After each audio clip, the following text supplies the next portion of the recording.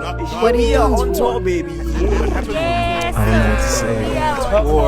We on tour, baby. Hi guys, we're on tour. Hey, we just vibed on tour, baby. Yeah.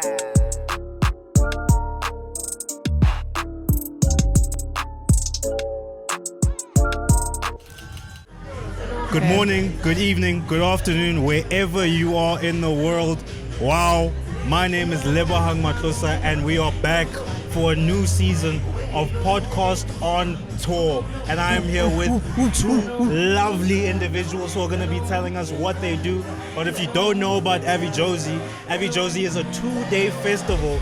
Today, Saturday, tomorrow, Sunday, where creativity, technology, AI, film, graphics, every single thing that encapsulates technology and the mind comes to this venue right here.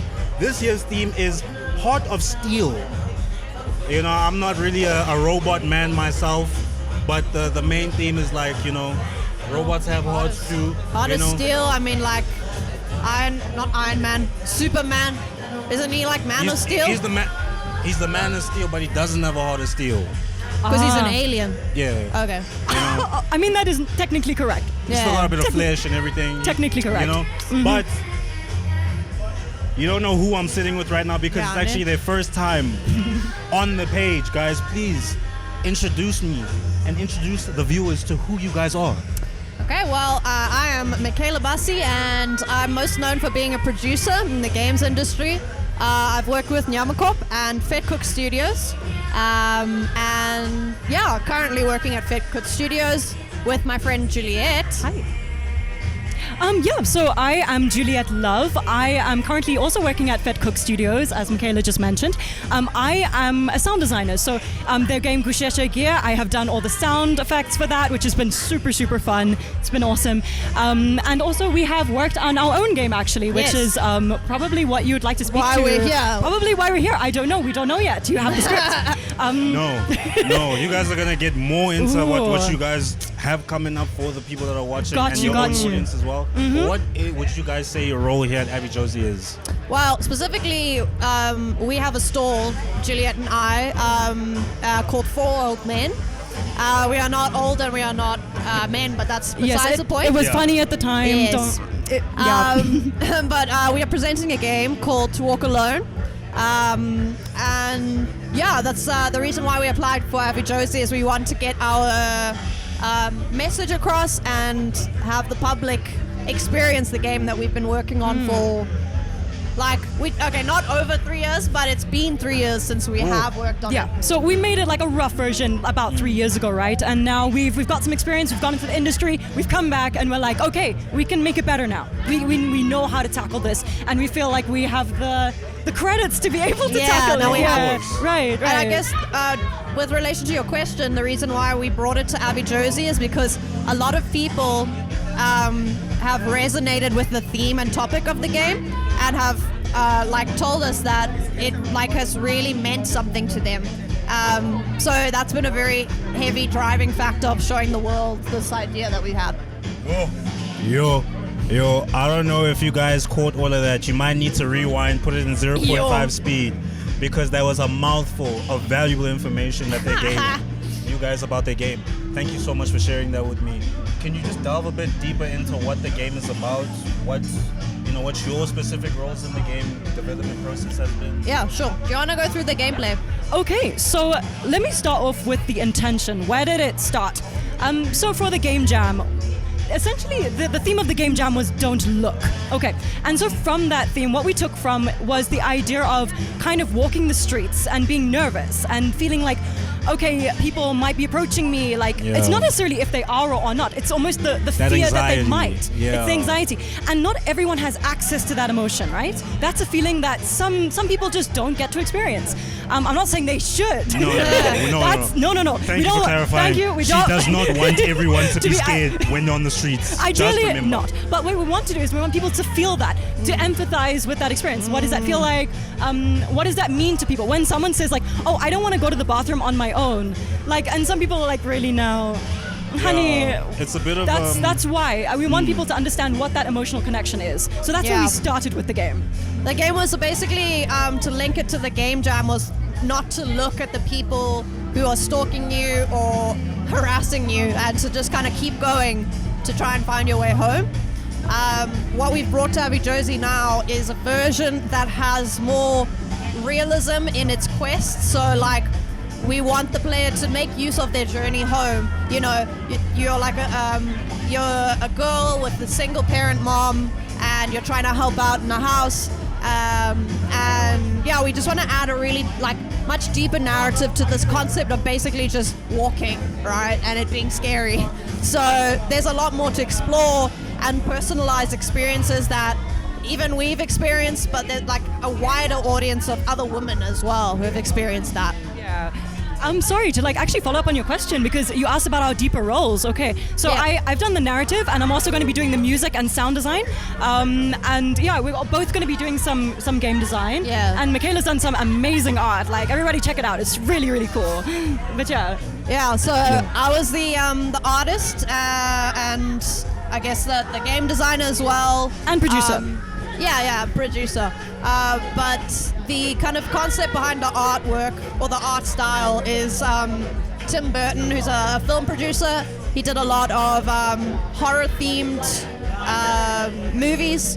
So he has this very specific art style that I wanted to capture, because I feel like it has this very textural, unique feeling to it that I don't think games have really tapped into, or a lot of games have tapped into.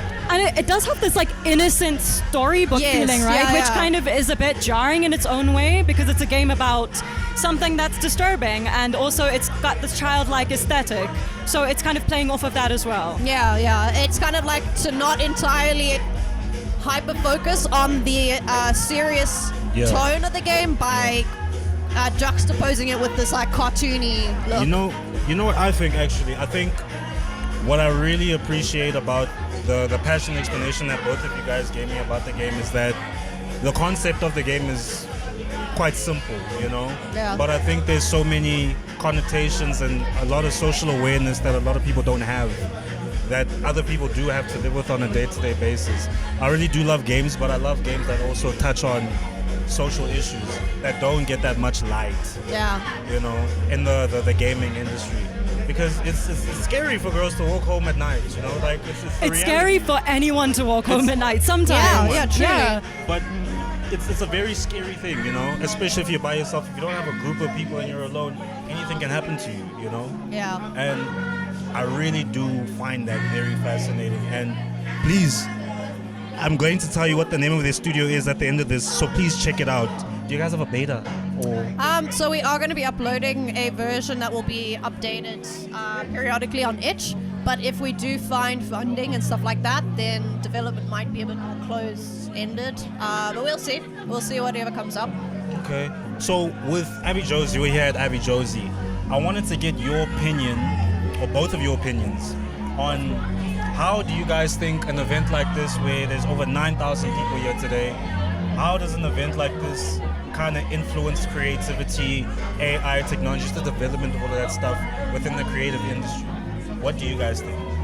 I feel like it's been very eye-opening, because this is my first AviJozi. I've just had a very busy like work life prior to this, and it's extremely interesting to see the wide array of people here. Like, just so many different.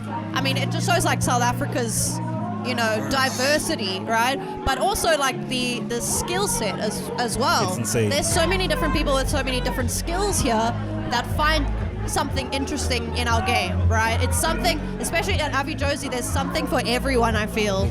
Yeah, I'm just shocked at how many people I know that I've met here, and these people are in different creative Yes. industries. They're not in games. Yeah. And like, I'm shocked, and I'm really happy, because it also makes us feel like sometimes the games industry can be a little bit isolated. Yeah. Often people in other creative fields don't really know what we're doing, And that's They don't take us seriously because they're like, I can't really see what you're making, Well, right? sure, Or they have no experience idea, it. but yeah. it's just amazing that we can share our work with people and just like share our experiences, our designed experiences with people. That's fantastic. It's wonderful, yeah. Yeah, the one thing I really do like about AviJozi is that you find every single person in every single category, you know? There's not one specific group of people that are here. Like you'd expect an event like this to just be VFX, AI, you know, in those specific, you know, corners of the earth, right?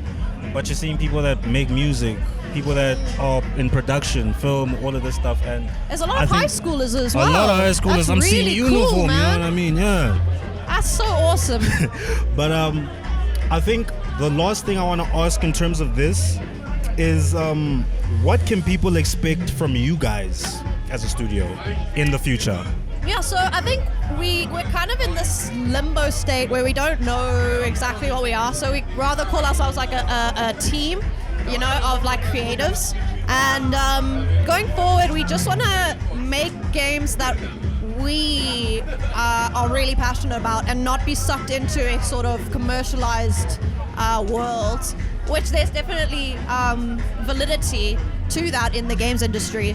But because we have jobs currently, these are kind of side things that we want to be passionate about and kind of remind us of like, this is like really why I want to be a game designer, right? I want to communicate important things to the world. And our little studio is something that we feel has the potential to do that. Yeah, so we want to use it as a space to show people what we can do, what we like, what we enjoy. We just enabled to learn things more ourselves. So you'll definitely see us pop up in our games industry and other places. Like we're both working at FedCook now. Awesome game, super excited for that to come. So you'll definitely see us, and you'll see us doing our own projects as well. And it's just a space for us to make things that we care about. Yeah. That is the loveliest thing I could have heard today. Before I end this off and everything, I think I just want to learn more about you guys and what your particular interests are, because you guys have told me that you do sound, you know, you do the game development, the art, you know, you guys do a lot of things. How did you guys get into those specific interests? You know, like what made you say, I'm gonna be a game developer? What made you say, I'm gonna do sound, I'm gonna, you know? So What? Yeah. it's a long story, literally. Next year will be our 20-year anniversary of being friends.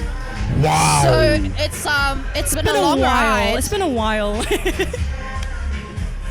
So we've been through this, right? From age 6, we've been friends, and I think for me at least, age 6, I started playing games with my dad.